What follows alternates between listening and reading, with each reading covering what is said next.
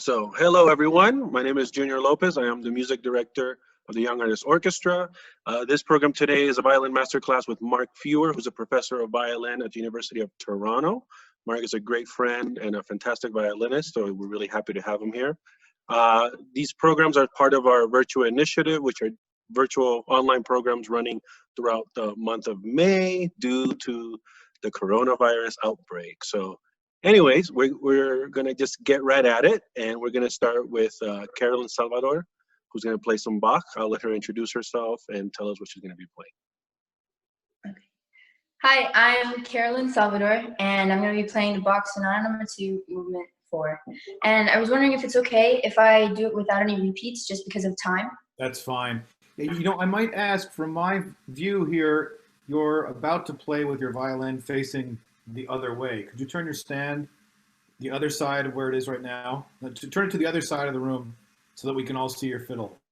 Yeah, great. Great. Terrific. Okay. I assume, Maestro, that we're looking at about 30 minutes each, or about that? So do you want to look at 20 to 25. I'll let you be the judge. We originally had 4 participants. We added a 5th who wants to play the cadenza from Sigan. So terrific. I mean, you get the feel for it and see what you think. I'll leave it around 2025 and just kind of go with the flow a little bit. Beautiful. Great. Carolyn, I can't wait to hear you play Bach, my favorite. Okay, thank you. No pressure.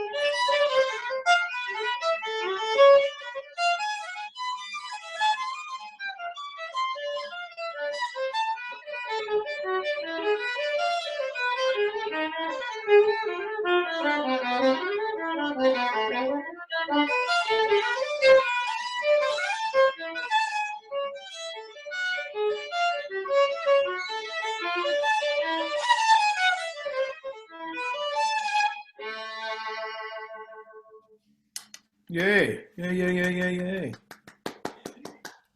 You know, I was doing a class about a week ago with about 40 participants using Zoom, and there's apparently an applause icon we can all use, which remains silent, but it gives, there, I just saw one. That was, Christian was using it.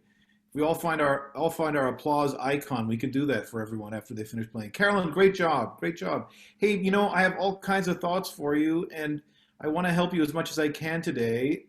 So to help me put my thoughts in a particular order, I want to ask you some questions, and kind of depending on the answer to your questions, that'll help me put my thoughts in the right direction for you. First of all, how much of this book have you played up to this point? Not a lot. Not a lot. Have you played any other movements from this A minor? I don't think so, no. Okay. And outside of this Bach, what other repertoire might you be playing right now? Well, after this, I'm hoping to keep working on a lalo, which I had started about a year ago, but I never finished working on it. So Great. Okay. Are you liking the lalo? yeah, I like it a lot. I bet you do. Yeah, yeah. Okay. So first, one more question. How old are you right now? I'm 15. And how old were you when you started playing? I think I was 6. Whoa. You have all kinds of years of experience. That's great.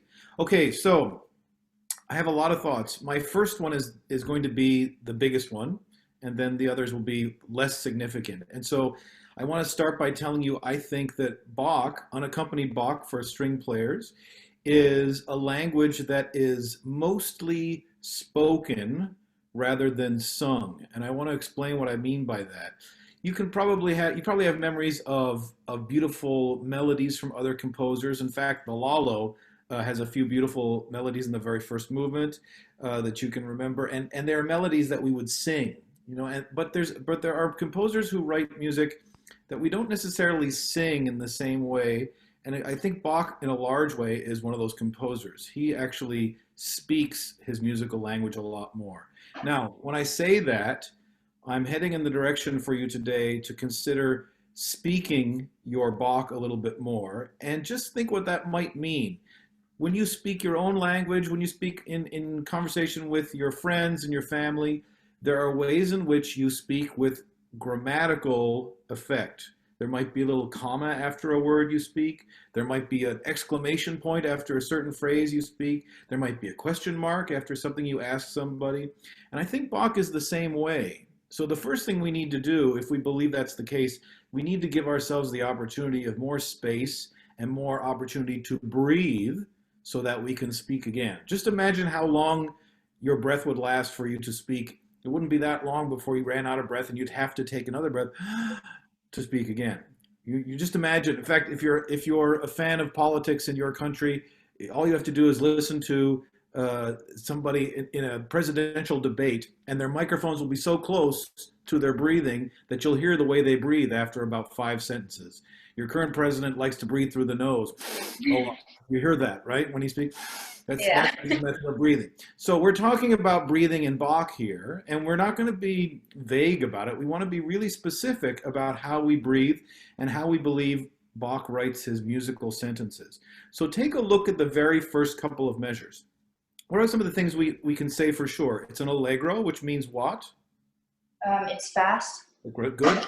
It's also in cut time. You'll notice that. What does that mean? Oh, yeah. Okay. So it's not 4/4, it's 2/4. That's right. Now, it's important to remember that when a composer writes that, it may not actually apply to every single measure in an entire piece, but it will be the general way in which we feel impulse in a given piece if a composer writes that at the start. It may not be for every single beat, but most of it will be that way. Then look at what else is in that first measure. You see the silent, or I shouldn't say the silent, but the subito piano marking. Mm-hmm. Yeah. Okay. So what's that all about? If you look at Bach's writing, all of the works of his that I've looked at over the years, very rarely does he actually put in an indication of a forte or piano. So when he does it, it must be very, very specific. What do you think that piano indication suggests? Why would he want to repeat it, in other words, and just do it quieter? I think he wants to show contrast in between the two. Great. That's terrific. Now, just think about when he was alive, he was usually playing inside very large spaces, usually churches. And if you remember, or you know much about Bach, you know that he was an organ player. Just imagine if you played a large chord on an organ, it was really loud, and then you let go of that sound, and the sound went into the church. Just imagine what that would sound like. It would be an echo, and then another echo, and then another echo, and then another echo. And I think what that suggests to me, knowing that that's the case, and he does write about this a little bit actually in some of his writings, he is looking for a direct replication of what the first half of that measure is. So if you see forte and then you see subito piano, and it's the exact same notes, it's like you're listening to the repetition in the back of the church after you would have played it. So that first measure would be, all I did was really just play it quieter. I didn't add any different affect to anything I was doing. Does that make sense to you? Mm-hmm. Can we just try that first measure to see what that's like? Okay.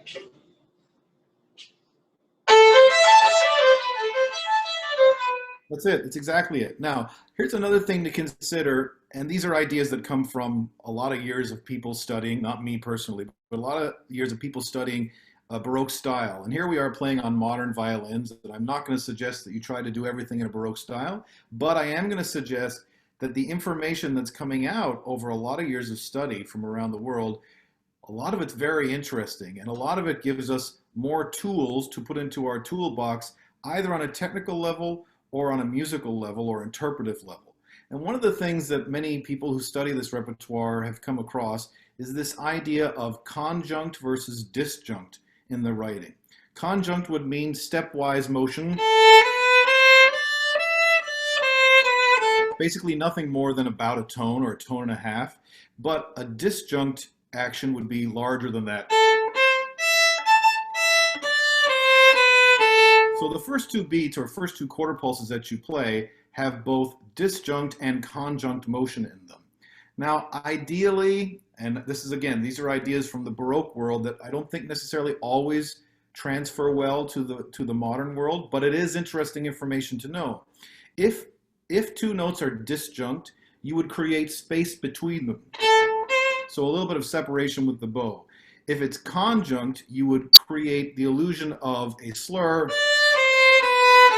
between those notes if there's no indication of a slur, because that meant something else. A slur means something very different in the Baroque time. But that conjunct motion would mean a very legato, almost slurred sound on the string, which means in slow motion, you would articulate that first measure.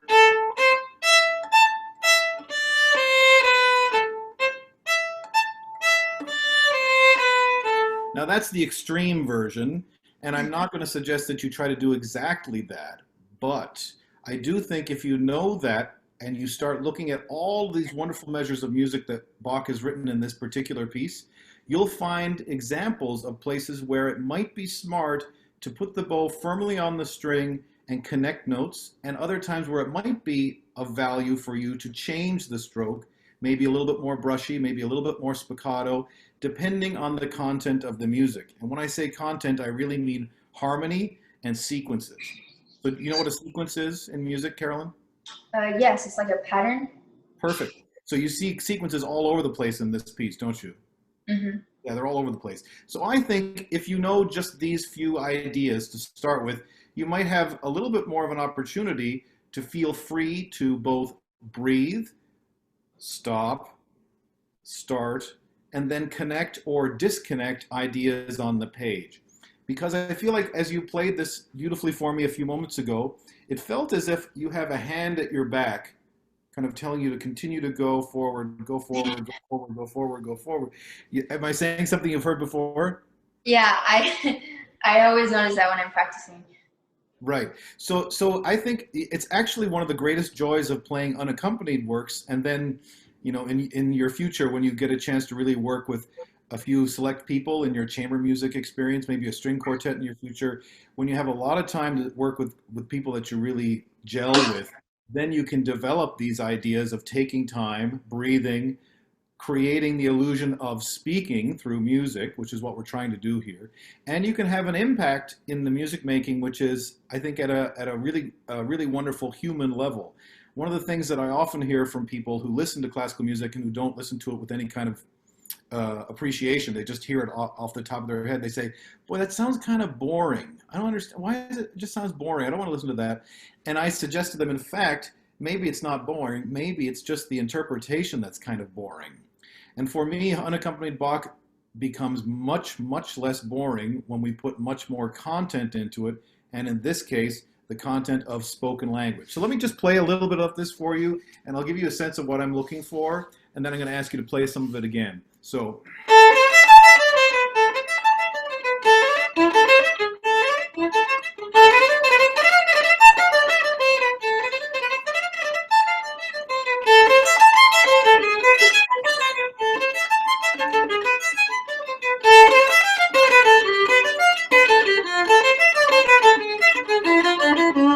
So do you see how I'm taking little tiny pieces of time and I'm using that to speak some of these ideas of his sequences. Does that make sense to you? Yes. Okay, so I'm going to ask you to play again from the beginning, and I'm asking an awful lot here in 5 minutes, but I'm going to ask you to try to play with a sense of freedom that is reflected of the sequences you see. In other words, we're not doing anything that's random. We're using the information that Bach has given us, and try to see if you can find the bow to do slightly different things in articulation. There's nothing that suggests it needs to be all the way through from beginning to end. It could be something with much more variety. Let's just have you try the first 5 or 6 measures.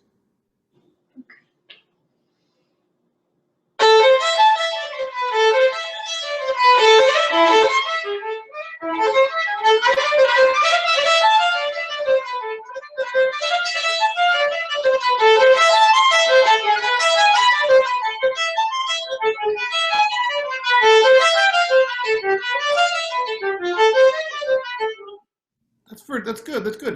I'm going to ask you to try it one more time, and try it a little slower for me. I want you to experiment with something.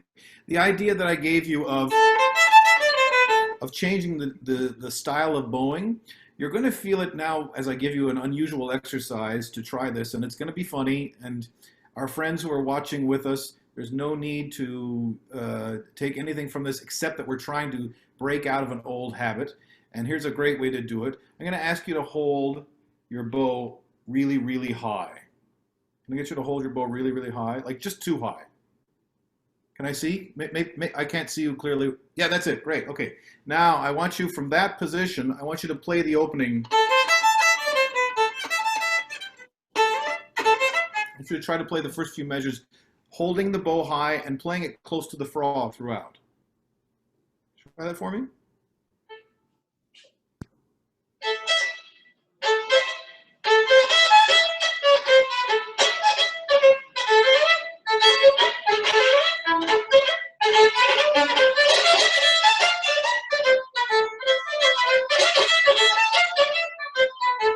That's great. That's great. That's great. Now, of course, all of your neighbors are going to think, boy, Carolyn's really not getting any better on the violin, is she? But the exercise is not for that. The exercise is for you to now put the bow back in your regular bow hold and play again and kind of feel like you might be resensitizing the action of the fingers into the string. Try again for in a regular fashion, the very beginning, but try it a little slower.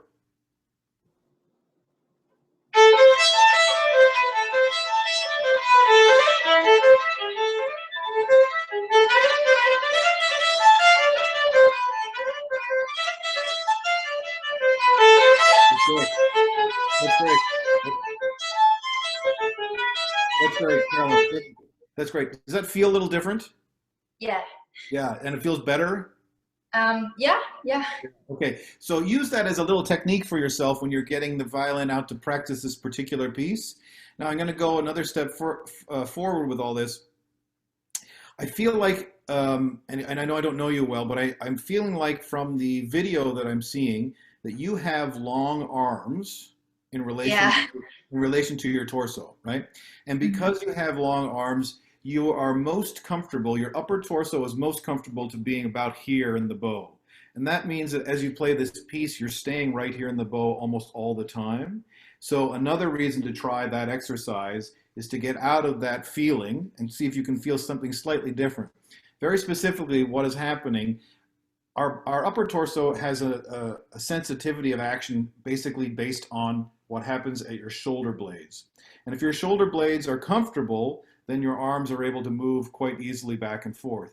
But if your shoulder blades are not comfortable, it's going to send you a very subtle but real signal to get out of whatever position you're in and get back to a position of comfort. Now, when you have long arms, that means very specifically for you that a few things are not going to feel good. The first one is being at the frog. You've probably been told that before. Yeah. Yeah, so you're going to be told that a lot, just because of the nature of the size of your arms. However, the good news is that with your longer arms, if you can train yourself to being okay here, you will have the advantage of a much bigger, deeper, and richer sound with a much more controlled bow speed than people like me. I have to keep working at it because my arms are short compared to the length of my torso. It's not a big deal, but it is something that can turn into an advantage for you as a player. I think of examples of this. I think of people I know who are quite tall and very large arms, and they put the violin under their chin, and it may look like a little toy. It might look for them, but the sound that they're able to get is huge, and it's really through hours of training to feel comfortable here. Now, when you start training yourself to being comfortable at the frog, it's a good idea to keep noticing where your violin is in relation to the rest of your torso. If it's too far in front, like is what it is when I hold the violin, then this is going to feel uncomfortable for you. If it's just a little further away from the front of your torso, like this, then your right arm is going to be a little easier to move from frog to tip and back without any feeling of weirdness. The other part of the fact that you have long arms that you want to be conscious of is that every time you shift high on the instrument, anywhere past, let's say, third, fourth position, when you get high on the instrument and you're going anywhere close to the frog, that sends a signal to your shoulder blades that that's not comfortable. So it's going to do everything it can on a subconscious level to get you out of that. So be conscious as you shift higher as well that you're not also avoiding the frog as you get higher up on the fiddle. It's not going to be an example we can really look at in this piece because you don't really go much higher than third position, but that's something to consider. I think it's really important for you. And of course, there's lots of opportunity in your lalo, all that stuff. There's all kinds of great opportunity there to practice being closer to the frog and staying there with a lot of great power. Final thought for you in terms of practice habits that you can put into play right away. You can take your regular bow hold and hold the bow just above the string by about ½ an inch and see how long you can hold the bow going all the way towards the tip without touching the string, all right? And for you, that's going to be easiest in the middle third of the bow. It'll be the least easy both at the right hand and also towards the tip. Can you try that for me once? Just come right to the frog. That's it. Keep your fiddle where it is, just on that side of the torso. That's great. And then you're going to need to make a noise so we can see this because the screen will only click in after you make a noise. Well, let's try. Yes, that's it. Try that once again and then try it in the air all the way to the tip as slow as you can.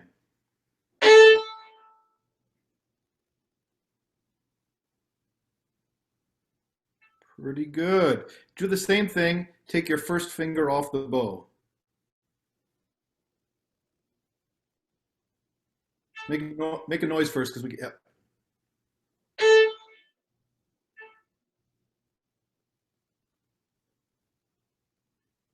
Okay, so I'm going to suggest that what you want to work towards is that action about 3 times slower.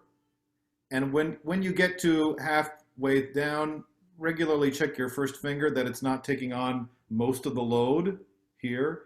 That's why it's a good idea to get rid of the first finger, so you're really balancing out the responsibility through the rest of the hand, all right? And see if you can do that without too much of this as you get towards the tip. As you're doing it right now, it's quite fast, the action. I'm going to suggest it needs to be a lot slower, and it'll be more difficult at the tip, and you're going to see a little more of this for a little while, but eventually you want to get it to the point where it's looking more like that, okay? A really good exercise for you because that taps you right into the shoulder blade right away as an exercise, and also it might give you a slight sense of burn as if you've just lifted weights a little bit, but that will pass and it will not be any kind of long-term strain or anything. That would be totally fine. Okay, I know I have to keep moving ahead here, but let's talk about one more thing in the Bach. Can you start at the second half here? Can you just start there? Okay. Just play? Just right on it, yeah. Okay.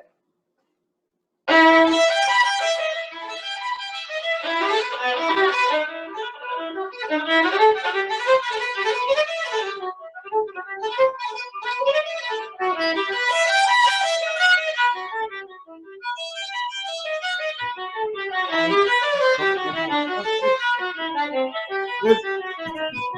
That's great. That's great. That's great. So a couple of small things here. Number one, I have a fingering for you that you might like. At the start of this, last two notes of the piano, if you go to third position there, then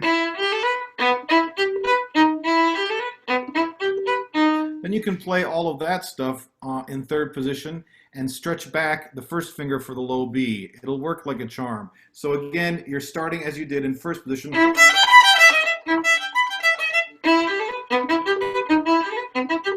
And then back down to first. All right. You want to just try that slowly for me, just so I know you've got it.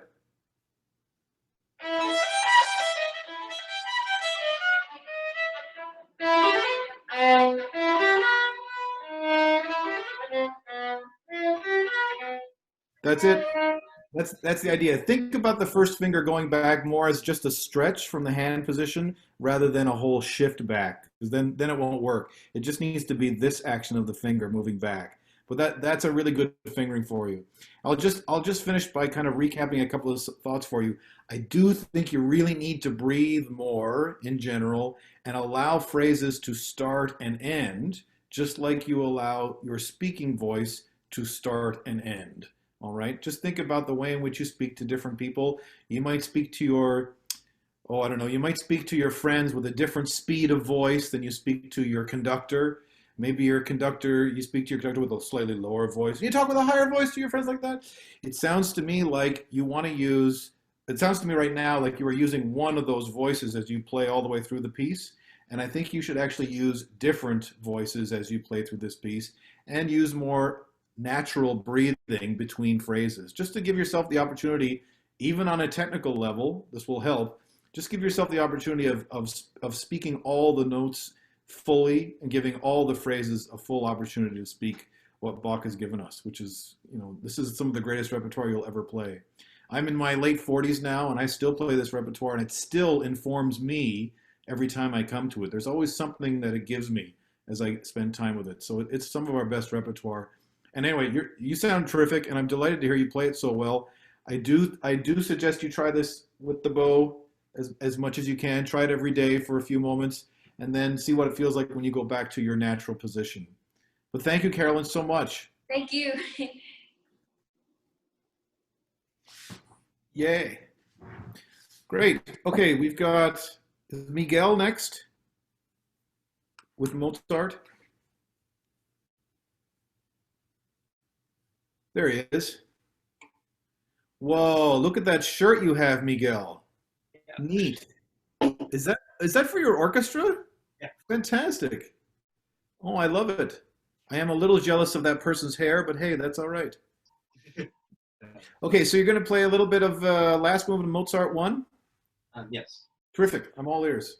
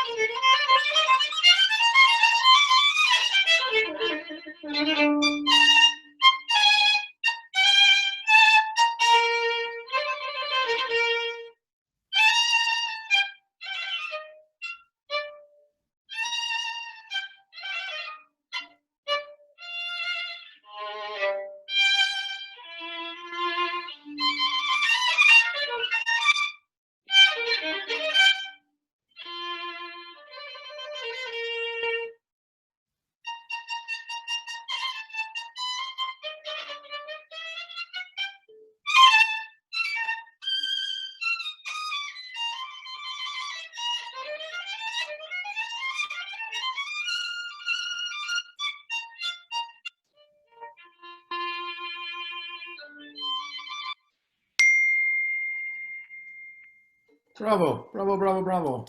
Applause from everyone. Well done, Miguel. Hey, so first of all, tell me how you thought that went.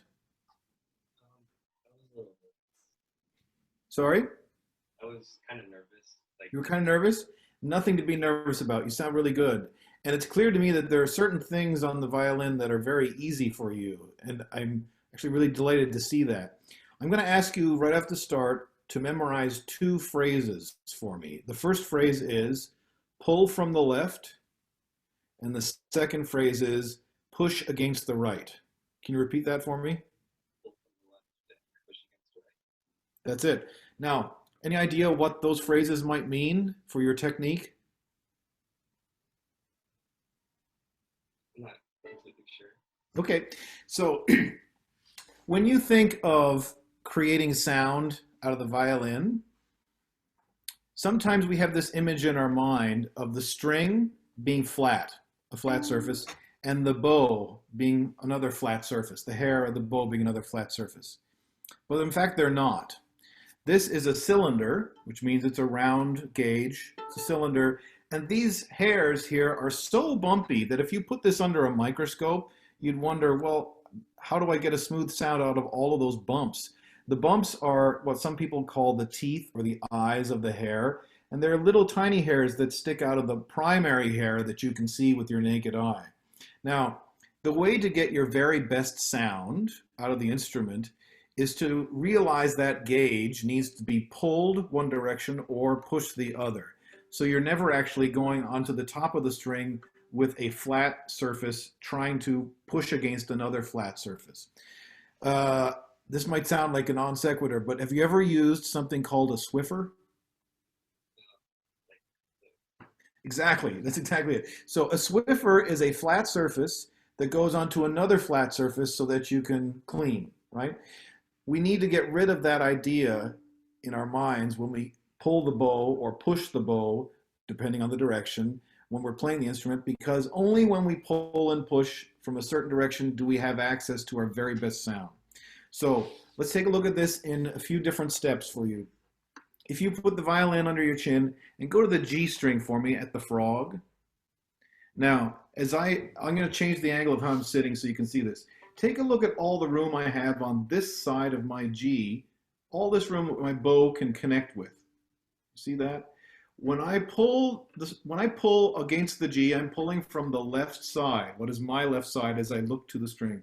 I'm pulling from the left side of that G to get the best sound out of the violin. Now go to the tip for me and go to the E string. Now, if you go to the E string, again, looking at it from this angle of the camera, I have all this room here to be able to push against this side of the E string. And when I do, I have access to my best sound. This is the idea, or these are the general ideas that came to us from a guy named Lucien Capet, and it's sometimes referred to as the Franco-Belgian bow hold, or more up to date would be people refer to it as the Galamian bow hold. But Galamian, of course, did say that no, this all comes from the Capet book. This all comes from Franco-Belgian technique. So it's not really Galamian, although he adapted it and he's made it his own. So we kind of do that. And you'll see most violinists now around the world, almost everybody does this. Maybe a few other people don't, but mostly